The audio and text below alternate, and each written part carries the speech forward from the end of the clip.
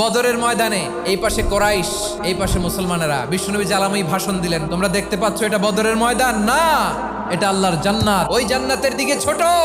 বিশ্বনবীর কথা শোনা মাত্র সাইয়েদনা উমাইর ইবনুল হুমাম বললেন বাখ বাখ, মানে চমৎকার। বিশ্বনবী বললেন মা ইয়াহমিলুকা আলা কওলিকা বাখ বাখ ইয়া উমাইর, আমার এই কথা শুনে তুমি কেন বললা বাখ বাখ? ইয়া রাসূলুল্লাহ, আপনার এই কথা শুনে আমি বড্ড খুশি হয়েছি, আর আমি প্রত্যাশা করছি আমি যদি ওই জান্নাতের মালিক হতে পারি তাহলে কতই না ভালো হতো। সুবহানাল্লাহ বলেন। বিশ্বনবী বললেন উমাইর আনতা মিন আহলিহা, তুমি ওই জান্নাতের অধিবাসী, তুমি জান্নাতি। উমাইর চিন্তা করলেন আমি জান্নাতি, নবীর মুখ দিয়ে যখন বেরোইছে ওই জান্নাতে তো আমার ঢুকতেই হবে, কিন্তু হাতে 3টা খেজুর খেয়ে যদি জেহাদের ময়দানে যাই তাহলে জান্নাতে যেতে তো দেরি হয়ে যাবে। এই চিন্তা আসা মাত্রই খেজুর 3টাকে তিনি ছুঁড়ে মারলেন, তলোয়ার বের করে আল্লাহু আকবার বলে বদরের ময়দানে ঝাঁপিয়ে পড়লেন। আল্লাহর শত্রুদেরকে কচুকাটা করে এক পর্যায়ে শাহাদাতের সুধা পেয়ে নিজেও জান্নাতি হয়ে গেলেন। পড়েন সুবহানাল্লাহ।